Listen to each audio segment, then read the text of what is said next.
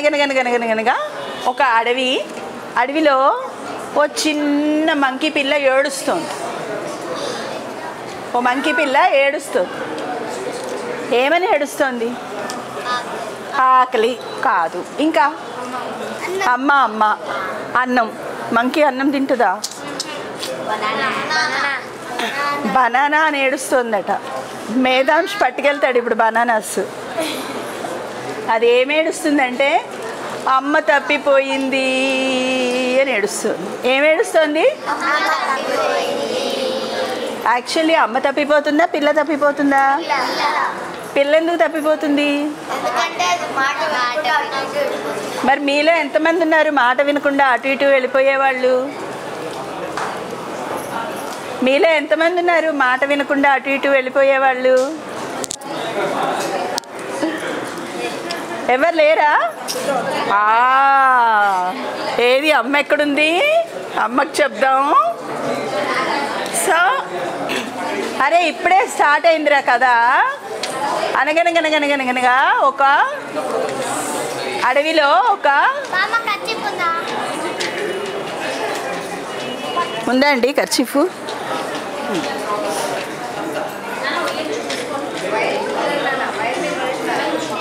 వినపడుతుందా నాన్న నా వాయిస్? అనగనగనగనగనగా ఒక అడవిలో ఒక కోతిపిల్ల ఏడుస్తుంది. ఎందుకు ఏడుస్తుంది అంటే వీళ్ళందరూ చెప్పారు. కాకపోతే అదేం ఏడుస్తుందంటే అమ్మ తప్పిపోయింది అని ఏడుస్తుంది. మా అమ్మ తప్పిపోయింది అని ఏడుస్తుంది. అది పాపం కోతిపిల్ల అంటే అర్థమైందా? ఇంగ్లీష్ మీడియం వాళ్ళకి తెలుసండి చెప్తున్నారు. సో ఆ కోతిపిల్ల అలా చెప్తున్నప్పుడు ఒక సీతాకోక చిలుక వచ్చింది అటువైపు. ఆ సీతాకోక చిలుక వచ్చి ఏమంటున్నావు, ఎందుకు ఏడుస్తున్నావు అంది. మా అమ్మ ఏమేడ్చింది? సరే సరే సరే నేను హెల్ప్ చేస్తాను, మీ అమ్మ ఎలా ఉంటుంది అంది. మరే మా అమ్మ పెద్ద తోకుంటుంది అంది. అంటే ఉండు అని సీతాకోక చిలుక ఏం చేసింది? ఎగిరి అలా వెళ్ళింది. అలా వెళ్ళి సీతాకోక చిలుక రా మీ అమ్మ దొరికింది అంది. వెంటనే కోతిపిల్ల చకచకా సీతాకోక చిలుకతో వెళ్ళింది. వెళ్తే ఓ చెట్టుకి పెద్ద పాము చుట్టుకుంది. ఆ పాముని చూపించి ఇదిగో మీ అమ్మ అంది. అమ్మో ఇది నా అమ్మ కాదు. మరి పెద్దగా ఉంటుందన్నావు, తోకన్నావు, ఇలా తిరుగుతుందన్నావు అంది. ఇలా కాదు, మా అమ్మ కాదు ఇది అంది. మా అమ్మ ఒక చెట్టు మీద నుంచి ఒక చెట్టు మీదకి జంప్ చేస్తూ ఉంటుంది తెలుసా అంది. మళ్ళీ సీతాకోక చిలుక ఉండు అని మళ్ళీ వెళ్ళింది. మళ్ళీ వెళ్ళి అడవంతా తిరిగి కోతిపిల్ల మీ అమ్మ దొరికింది రా అంది. కోతిపిల్ల ఈసారి గంతులు వేసుకుంటూ హుషారుగా వెళ్ళింది. వెళ్ళేసరికి ఏముంది అక్కడ? సీతాకోక చిలుకకి రామచిలుక కనిపించింది. ఒక చెట్టు మీద నుంచి ఒక చెట్టు మీదకి, ఒక చెట్టు మీద నుంచి ఒక చెట్టు మీదకి దూకుతుంది. ఇది నా అమ్మ కాదు, అది చిలుక అంది. మళ్ళీ ఏడవడం మొదలుపెట్టింది. ఏమని ఏడుస్తుంది? అమ్మ తప్పిపోయింది అని ఏడుస్తుంటే అప్పుడు మళ్ళీ వెళ్ళింది సీతాకోక చిలుక. మళ్ళీ వెళ్ళి ఈలోపు ఇంకా చెప్పు అంది.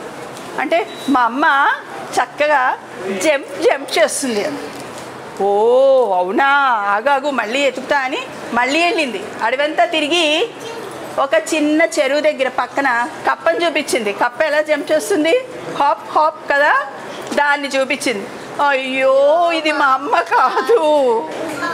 మరి మీ అమ్మ గంతులేస్తుంది అన్నావుగా, ఇది మా అమ్మ కాదు. మళ్ళీ ఏమి ఏడవడం మొదలెట్టింది? అమ్మ తప్పిపోయింది అని ఏడవడం మొదలుపెట్టింది. అసలు అని చెప్పుంటుంటే మా అమ్మ నాలాగే అందంగా ఉంటుంది. కోతిపిల్ల ఏమంది? నాలాగే అందంగా ఉంటుంది, పెద్ద పెద్దగా నాలాగే ఉంటుంది అంటే అప్పుడు మళ్ళీ సీతాకోకచిలుక మళ్ళీ వెళ్ళింది. ఈసారి నిజంగానే పెద్ద కోతి అక్కడ కనపడింది. ఏయ్ మీ అమ్మ దొరికింది, రారా రారా అంటే ఈ చిన్న కోతి పిల్ల వెళ్ళి పెద్ద కోతి పిల్లని చూసి అమ్మని చూసి హగ్ చేసుకుని హ్యాపీ అయిపోయాయి. అయితే ఈ కథలో ఏం ప్రాబ్లం ఉంది చెప్పండి? అది ఫస్ట్ పాయింట్, అమ్మ మాట వినకపోవడం ఫస్ట్ పాయింట్. ఇంకా ఉన్నాయి పాయింట్స్. పాము, ఓకే, ఇంకా కప్ప, నేను తప్పిపోయాను అనుకున్నా అమ్మ తప్పి, అది ఇంకా ఇంకా ఇంకా ఇంకా కప్ప, ఓకే, ఇంకా ఇంకా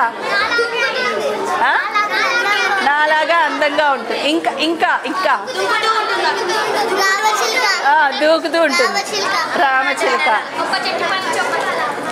ఓకే, నేను అసలు చెప్పనా, మీరెవ్వరూ చెప్పలేకపోయారేంటో తెలుసా?